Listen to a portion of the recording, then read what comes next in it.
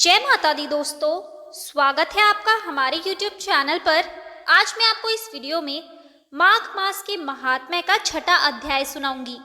तो आइए करते हैं अध्याय को प्रारंभ।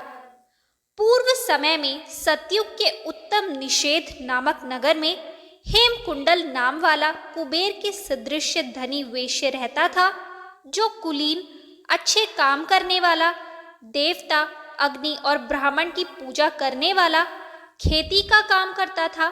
वह गौ, घोड़े, भैंस आदि का पालन करता था। दूध, दही, छाछ, गोबर, घास, गुड़, चीनी आदि अनेक वस्तु बेचा करता था, जिससे उसने बहुत सा धन इकट्ठा कर लिया था। जब वह बूढ़ा हो गया तो मृत्यु को निकट समझकर उसने धर्म के कार्य करने प्रारंभ कर दिए। भगवान विष्णु का मंदिर बनवाया, कुआं, तालाब, बावड़ी, आम, पीपल आदि वृक्ष के तथा सुंदर बाग बगीचे लगवाए। सूर्योदय से सूर्यास्त तक वह दान करता। गांव के चारों तरफ जल की प्याऊ लगवाई। उसने सारे जन्म भर जितने भी पाप किए थे उनका प्रायश्चित करता था। इस प्रकार उसके 2 पुत्र उत्पन्न हुए, जिनका नाम उसने कुंडल और विकुंडल रखा।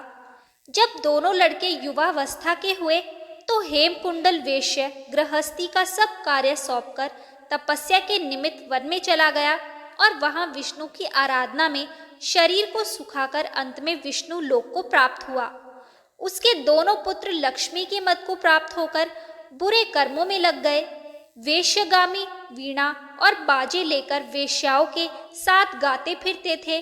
अच्छे सुंदर वस्त्र पहनकर, सुगंधित तेल आदि लगाकर, भांड और खुशामदियों से घिरे हुए हाथी की सवारी और सुंदर घरों में रहते थे। इस प्रकार ऊपर बोए बीज के सदृश वह अपने धन को बुरे कामों में नष्ट करते थे।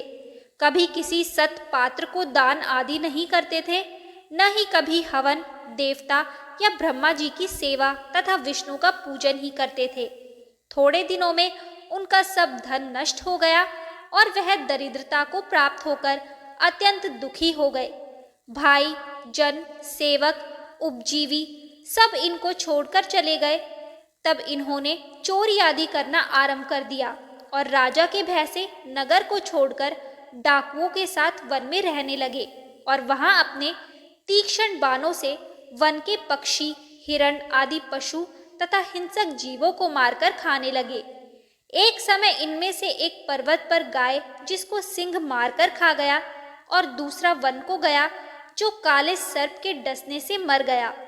तब यमराज के दूत उन दोनों को बांधकर यम के पास लाए और कहने लगे कि महाराज, इन दोनों पापियों के लिए क्या आज्ञा है। तो दोस्तों, यहाँ होता है माघ मास के महात्म्य का छठा अध्याय समाप्त। अगली वीडियो में आप 7वें अध्याय को सुनेंगे। आपको ये वीडियो कैसी लगी हमें कमेंट करके ज़रूर बताएं। हमारी आगे की सभी वीडियोस को देखने के लिए हमारे चैनल को सब्सक्राइब करें और शेयर करना ना भूलें।